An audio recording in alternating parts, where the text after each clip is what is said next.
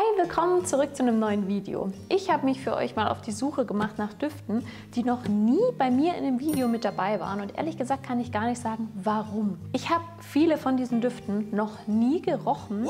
Einfach, weil wir haben so viele unterschiedliche Düfte bei uns im Lager, sodass immer mal wieder welche hinten runterfallen. Und ich möchte jetzt diesen einzigartigen Düften die Bühne geben, die ihnen gebührt und sie euch einfach mal vorstellen. Und ich will sie auch kennenlernen. Insofern ist es eine Win-Win-Situation. Und der allererste Duft, den ich nie dabei hatte, ich hatte zwar von der Marke schon mal was dabei, aber den Midnight Musk von OMG hatte ich tatsächlich noch nie in einem Video mit dabei. Und ich bin mega gespannt, wie der riecht. Der hat auf jeden Fall eine sehr coole Farbe. Ich weiß nicht, ob man das sieht über die Kamera, aber der ist so richtig schön blau eingefärbt. Und auch dieser Marshmallow-Deckel, also ich finde, es erinnert an Marshmallow irgendwie, ist schön blau. Mal schauen.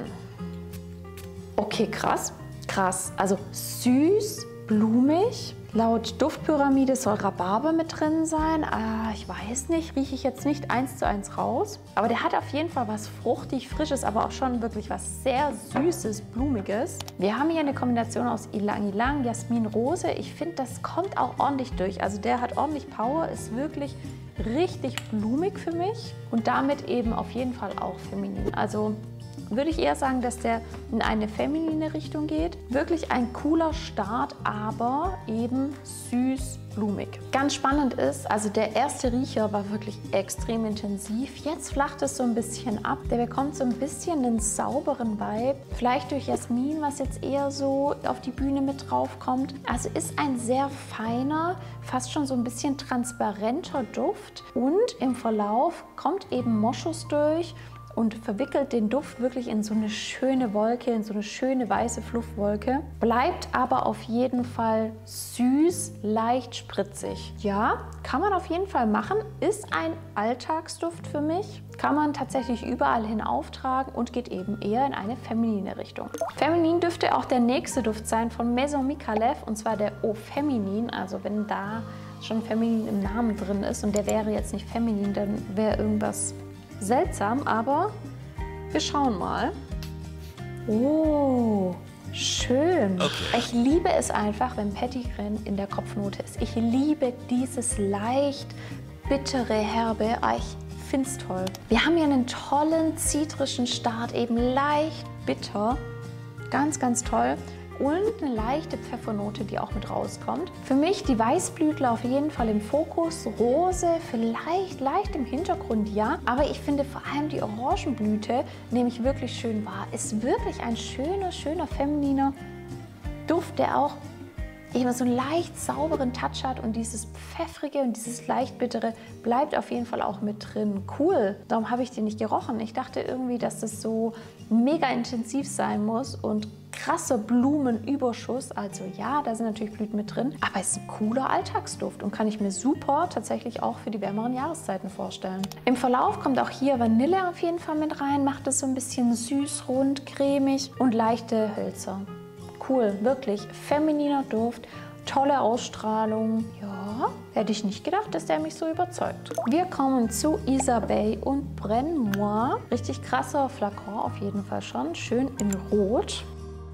Oh, ich hätte fast gedacht, es ist eine Kirsche, aber es ist eine Himbeere. Super schön fruchtig am Anfang. Schön fruchtig frisch am Anfang und dann kommt so was leicht trocken Pudriges mit rein. Man spricht da bei dem Duft von einem Lipstick-Akkord und ich weiß nicht, ob ihr euch das vorstellen könnt von so einem Lippenstift. Es ist ja so leicht cremig, pudrig die Konsistenz. So ist es ein bisschen. Also wow, mega. Tolle Kombination aus diesem fruchtigen, leicht sauren aus der Himbeere und aus der Bergamotte, dann eben süße Blüten und dann in Kombination dieser Lipstick-Akkord, dieses leicht pudrige, also cremige Vibes und pudrige Vibes vereinen sich so in einem. Auf jeden Fall auch für mich feminin tatsächlich. Geil. Mega cooler Duft und auch ein Duft, wie ich finde, den man das ganze Jahr übertragen kann. Es ist mega interessant, der Verlauf von dem Duft. Da kommt nämlich noch was Würziges mit raus und ich schätze mal, dass es der Kardamom ist. Das ist so schön. wow, also wirklich ganz, ganz toll zu riechen. Feiner, femininer Duft, hat für mich ein bisschen was Anziehendes tatsächlich auch. Irgendwie würde ich gerne reinbeißen, aber ich finde ihn auch ein bisschen sexy. Also ist eine spannende Kombination, muss ich sagen. Cooler Duft, dieser Brenoir. Auch von der nächsten Marke hatte ich noch nie was dabei. Und zwar ist es Gas Bijou und ich habe mich für den Sable d'Ambre entschieden. Und der Flakon, der versprüht bei mir so ein bisschen Sommer-Vibes. Ich bin mal gespannt, was der Duft mit mir macht. Okay, das ist echt ein krasser Duft und es spricht nicht dem, was ich erwartet habe, was den Duft jetzt aber nicht schlecht macht. Man sollte sich halt keine Erwartungen nur aufgrund eines Flakons machen, weil die von Gas Bijou sehen nämlich alles so aus. Insofern wäre es eigentlich nach meiner Logik dann so, dass alle gleich riechen müssten. Das ist ein wirklich interessanter Duft, der würzig ist. Und ich habe die ganze Zeit überlegt, es ist Tabak, was ich da, glaube ich, rausrieche. Tabak ist auf jeden Fall drin, in Kombination ja mit Hölzern. Sie haben Hölzer mit drin und Kreuzkümmel und Zypresse. Das heißt, sie haben wirklich was sehr Würziges, Holziges mit einer leicht zitrischen Note. Das ist so, wenn ich es in Farben sagen müsste, wäre es wirklich so ein bisschen grün-braun, dieser Duft. Hört sich jetzt nicht so ästhetisch an, ich weiß. Ich finde aber tatsächlich, auch wenn der Start so frisch würzig war, im Verlauf bekommt er schon mehr Körper und auch ein bisschen Süße tatsächlich mit rein. Auf jeden Fall ein Alltagsduft, der für alle gut ist, die was Holziges wollen, so ein bisschen leicht, ganz, ganz leicht orientalischen Touch, mit ein bisschen Süße auch mit drin. Dann könnte der Sable d'Ambre auf jeden Fall was sein. Für mich auf jeden Fall ein Unisex-Duft. Kann ich mir sehr, sehr gut an jedem Geschlecht vorstellen. Simone Andreoli ist ja wirklich eine geile Marke. Ich liebe die Düfte von dieser Marke und dann frage ich mich immer doppelt, wie es sein kann, dass ich manche Düfte von so einer Marke, die ich so toll finde, noch nicht kenne. Und deswegen habe ich mir gedacht, ich bringe heute mal den Camouflage mit, denn ehrlich gesagt habe ich noch nie an diesem Duft gerochen. Jetzt bin ich mal gespannt an Camouflage. Da stelle ich mir jetzt was Grünes, was Holziges vor und ich bin total gespannt, was da jetzt aus diesem Flakon rauskommt. Was ist das denn? Das war kurz so ein bisschen wie so Ginger Ale am Anfang und jetzt kommt was schön Holziges, leicht Trockenes mit rein. Krass, er wird immer trockener. Oud, Weihrauch. Also ja, das ist dieses Bräunliche, was ich so erwartet habe. Das kommt auf jeden Fall mit raus. Der hat einen wahnsinnigen, erdigen Touch, wie ich finde. Und trotzdem im Kern so eine schöne, vollmundige Rose. Man muss aber auf jeden Fall udige, erdige, fast schon auch hier ein bisschen orientalische Düfte mögen, um den Camouflage tragen zu können. Ein wahnsinnig spannender Duft. Ich glaube, der könnte auch so ein bisschen anecken. Also ich glaube, an alle da draußen, die so dieses Udige mögen, ja, da könnte der Camouflage wirklich was sein. An die, die es ein bisschen sanfter mögen, die nehmen vielleicht lieber einen anderen Duft. Der entwickelt sich im Verlauf auch wirklich schön harzig. Also Camouflage ist schon wirklich eigentlich ein ganz guter Name für den Duft, nur dass die grünen Nuancen ein bisschen zu kurz kommen. Witzig, dass ich am Anfang an Ginger Ale gedacht habe, aber das war so prickelnd in der Nase und irgendwie wie Ginger Ale hat es gerochen. Mega, also ich finde es immer wieder aufregend, was die Düfte mit einem machen und was für Assoziationen man da weckt. Also,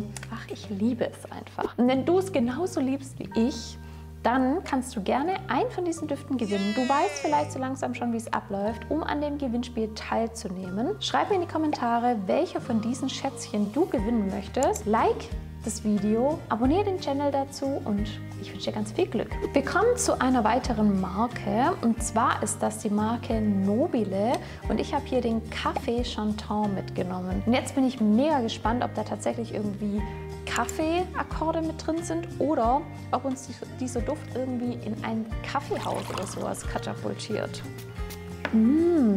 Süß. Wow, was ist das? Super schön süß. Ich muss noch mal ganz kurz sprühen. Was war das am Anfang? Was Milchiges irgendwie. Leicht fruchtig, süß auf jeden Fall. Super schön. Okay, Sauerkirsche soll mit drin sein. Lorbeer rieche ich jetzt nicht. Vanille ist mit drin. Also am Anfang fühlt sich das an wie so ein fruchtiger Joghurt oder eine fruchtige Milch. So ein bisschen cremig, irgendwie zurückhaltend, aber trotzdem da. Also der schreit nicht, weil er eben so ein bisschen cremig ist, aber der hat schon Power. Und dann kommen wirklich neben dieser Vanille, ich finde, dass man die schon relativ schnell wahrnimmt tatsächlich, so leicht blumige Nuancen nochmal mit rein. Ist ein Duft, da ist es für mich echt nicht so einfach, das richtig rauszuriechen. Das ist wie so eine schöne, fluffige Wolke, wie so eine schöne Creme, mit der man sich super wohl fühlt, dieser Duft. Und was mega spannend ist, dieses cremige vom Anfang, das weicht so ein bisschen dem pudrigen tatsächlich. Das heißt, wir haben so eine cremige Substanz, Milch oder Joghurt mit Früchten und jetzt wird er so ein bisschen trockener, pudriger. Also coole Entwicklung, ist aber auf jeden Fall ein femininerer Duft und würde ich jetzt nicht so an mega heißen Tagen tragen. Kaffee rieche ich da keinen raus. Vielleicht soll der Duft eben einem Kaffeehaus gewidmet werden oder es soll eben für Frauen sein, die sich mit Freundinnen auf einen Kaffee treffen, diesen Duft auftragen sollen, um einfach perfekt zu riechen und sich wohlzufühlen. So wird es wahrscheinlich sein, weil Kaffeenoten rieche ich hier zumindest nicht raus. Wir gehen in eine komplett andere Richtung und das ist tatsächlich ein Duft, den habe ich schon mal gerochen. Den habe ich nämlich meiner Mama empfohlen, weil meine Mama steht total auf grüne Düfte und zwar ist das der The Basilic von Molinar und das ist wirklich für alle Liebhaber da draußen, die eben diese grünen Düfte gerne mögen. Der Basilic könnte euer bester Freund werden. Ah, das ist grün, das ist frisch, das ist Minze am Anfang, das ist Basilikum am Anfang, also gute Laune pur, grüne Vibes, schön untermauert mit was Zitrischem. Oh, das ist toll, das erinnert mich wirklich an Gräser auch so ein bisschen. Sehr, sehr frisch geschnitten, gemäht und dann kommt eine wunderschöne Teenote auch mit rein.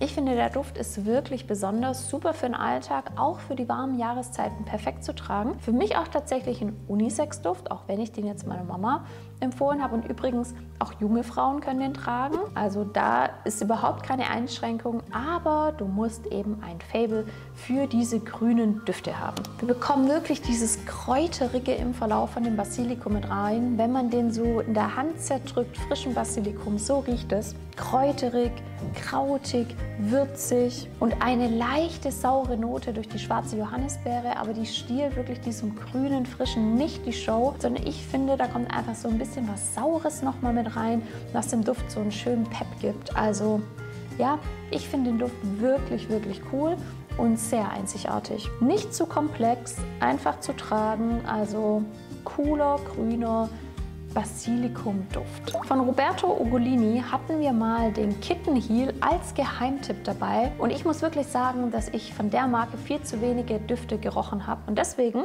habe ich mir heute mal den Loafer geschnappt. Ist ja auch eine Schuhart. Ich bin jetzt mal gespannt, ich hoffe ja nicht, dass der nach Käsefuß riecht, sondern dass mich da jetzt irgendwas sehr Spannendes erwarten wird. Mal schauen. Oh, schön. Blumig, auch ein bisschen cremig mit einer leicht pudrigen Tendenz am Anfang. Orange gespickt mit Gewürzen, fein abgestimmt. Es ist wirklich ein mega interessanter Duft. Der hat so Weichspüler-Vibes und frische Wäsche-Vibes und auf der anderen Seite hat er eben gewürzige Noten nochmal mit drin, was richtig, richtig cool ist. Was ich finde, was auf jeden Fall rauskommt, ist Ylang Ylang. Also ich finde, man merkt diese blumigen Nuancen auf jeden Fall und eben eine Vanille. Also der Duft bekommt wirklich was Süßes mit rein. Ein süßer Vanille, blumiger Weichspüler. Cremig und ein bisschen pudrig zugleich mit leichten gewürzigen Nuancen. Boah, das ist richtig schwer, sich das vorzustellen, oder? Also es ist wirklich ein Wohlfühlduft, würde ich jetzt mal sagen. Wenn du den aufträgst, fühlst du dich wirklich sehr, sehr frisch den ganzen Tag über. Sehr spannend, habe ich so in der Art und Weise noch nicht gerochen. Und ich finde aber tatsächlich diese Orange, also dieses Fruchtige, das bleibt so ein bisschen im Verlauf auf jeden Fall auch mit drin und gibt einfach einen guten Kontrast zu diesem süßen, cremigen, was da eben mit reinkommt. Im ersten Riechen erschlägt der einen so ein bisschen. Also der ist schon nicht unintensiv, da muss man schon vorsichtig sein, aber wirklich, also auch ein sehr cooler Duft. Ich würde aber tendenziell sagen, dass der Duft eher zu etwas älteren Frauen passt, also so mit 20er Frauen würde ich jetzt mal sagen, dann greift lieber zu einem, der ein bisschen verspielter ist, zum Beispiel der Eau Feminine. Da wäre er mir ein bisschen zu gesetzt, kann ich mir aber ansonsten an jeder Frau vorstellen, aber einfach nicht zu jung. Das als kleiner Tipp. Wir kommen noch zu einem Duft, die Marke haben wir noch gar nicht so lange im Sortiment und zwar ist das Reserva Regia von Parco und auch da muss ich sagen, habe ich tatsächlich noch nie gerochen. Bin mega gespannt. Huch, was ist das? Der hat irgendwie einen leicht fruchtigen Start, wird dann aber schnell jetzt trocken und holzig und die blumigen Nuancen bleiben so ein bisschen. Ist für mich aber ein eher, sage ich mal, zurückhaltenderer Duft. Also Sillage ist jetzt nicht wahnsinnig stark, sondern der hat so einen transparenten Vibe irgendwie ein bisschen. Also ganz interessant, tut auch aus der Reihe der Düfte so ein bisschen rausreißen tatsächlich. Ich kann mich auch nicht ganz entscheiden. Ich würde jetzt mal sagen, es ist ein Unisex-Duft, aber der wirklich nicht auffallend ist und nicht zu intensiv ist, den man auch echt gut im Alltag tragen kann und eben was sehr Trockenes im Dry-Down hat. Also für mich jetzt so im Verlauf kommt vor allem so dieses Holzige dann mit raus, mit leicht blumigen, ganz leicht fruchtigen Nuancen. Aber ich könnte jetzt nicht sagen, welche Duftnote hier so am meisten rauskommt. Ist für mich tendenziell, vielleicht jetzt auch, weil ich natürlich viele Düfte davor gerochen habe, so ein bisschen ein zurückhaltender Duft. Der fühlt sich hautnah an. Also für alle, die so Parfüm haben wollen, was so nur ein bisschen nach besserer Haut riecht, könnte der vielleicht was sein. Vielleicht ist ja bei diesen Schätzchen auch einer dabei, wo du sagst, oh, habe ich auch noch nie gehört, interessiert mich aber. Dann kannst du natürlich erstmal am Gewinnspiel teilnehmen, immer schön dran denken. Oder du bestellst dir eine kleine Probe auf parfum.com, ganz wie du willst. Ich freue mich auf jeden Fall, wenn du beim nächsten Mal wieder mit dabei bist und bis dahin alles Gute. Ciao, ciao.